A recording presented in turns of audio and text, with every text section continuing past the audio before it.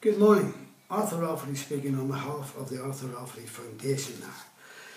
I see that more inquests have been carried out in Northern Ireland recently, but of course my father, Arthur Joseph Rafferty, is still waiting on his inquest to be heard after 42 years. He was murdered by the state who colluded with Sinn Féin ARA, that same scum who sit side by side in Stormont running this corrupt country with bigots on behalf of the British state. That same British state who run this country with their corrupt so-called politicians, with that paramilitary group calling themselves the RUCPSNI, a police force who employed Sinn Féin area informers to murder my father, Arthur Joseph Rafferty, in 1974. This paramilitary group were also involved in murdering hundreds of innocent members of the public for no other reason that only that they were Catholics, and they used the Sinn Féin area informers to do their dirty work for them. That same Sinn Féin area who sit in Stormont calling themselves protectors of the Catholic people. That same Sinn Féin area who are now full members of the British state and can't wait to be invited over to see the Queen for tea and buns and to shake her hand. And of course, she is their paymaster. Now to get back to that NAMA scandal. Fraud has been committed and it is a week since the Spotlight show, and that corrupt RUCPSNI have not arrested anyone or even questioned anyone.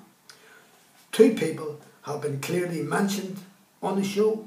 Both have broken the law, yet this so-called police force still refuse to do what they are paid to do, to uphold law and order.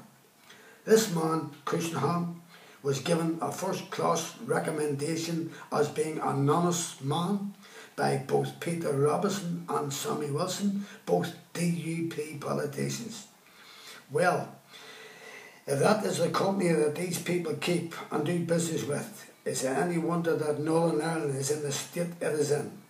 Then you get the other participant in the show, Miskelly, being portrayed as a sick man, losing all his property and being bankrupt, and Miskelly and the BBC used entrapment to entice Cushionham to help get him all his properties back at a low price.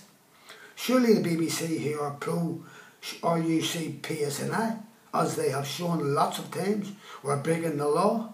Or is it that they didn't think that the RUCPSNI would do a proper job this time? After the mess they made in the Stormont scandal, no one was ever questioned or charged or brought to court. Miskelly played his part well, saying that he was a sick man, being bankrupt. Then how in the name of God did he get £40,000 cash, and he had already paid £10,000 previous to Cushionham, and he had no problems walking over to Cushionham's Jaguar with a bag full of money. Now these people have questions to answer. Miskelly, where does a bankrupt man get £40,000 cash? Cushionham, an honest man according to the DUP, working for both NAMA and Miskelly. Surely that is illegal, and I will be eagerly awaiting to see what that so-called police force, the RUCPSNI, do. Surely they cannot turn their backs on this fraud. But of course, nothing would surprise me in this corrupt country of Northern Ireland, run by terrorists, bigots, who have no shame or morality. Just look at what happened after the Stormont scandal.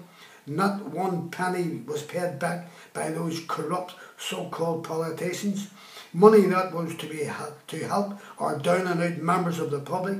Money that was stolen from the public purse. But sure, no one seems to care in this God-forsaken country. Now, I think my charity, the Arthur Rafferty Foundation, was the only charity to have raised this matter about the Stormont fraud. I have got in contact with many charities to go and protest at Stormont to show our disgust at those MLAs and MPs, but not one had the decency to reply to my invite. It was a total waste of my time, but I should have known, as those faceless charities all get funding from those corrupt scum at Stormont, and they have to toe the line and keep their mouths closed, or they would get no funding. Now my charity, on the other hand, gets no funding from those scum, and never have had any funding. I have been going for 15 years, that's why I, as a charity, can stand up and express my total disgust at those other faceless charities and other companies who sit back and allow those at Stormont to get away with massive fraud out of the public purse. The same public purse that also pays those charities their funding. And now you don't have to be Einstein to work that one out. Now to finish off, I would like to ask the Catholic Church a few questions about sainthood. How is it that many of the saints are members of religious orders, priests, bishops, cardinals and popes, and very few, if any, are ordinary members of the public? Those members of religious orders are sheltered in convents, monasteries or churches, while members of the public have to live in the big wild world outside where temptation is rife 24/7. Yet I know plenty of good, holy, pious people who have lived saintly lives in the outside world. Yet these saintly people are never mentioned as saints or even get talked about. I think it is wrong to make a class difference in Catholics.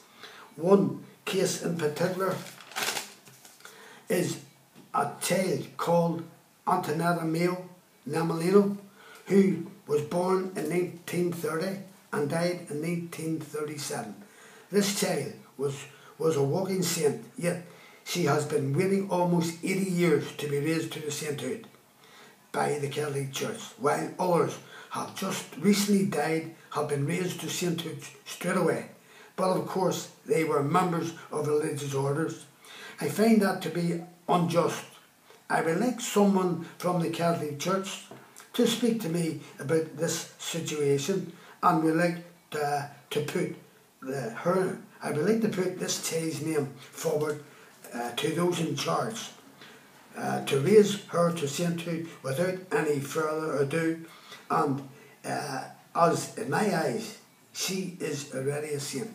This is a picture of the little child saint who died 80 years ago in Rome.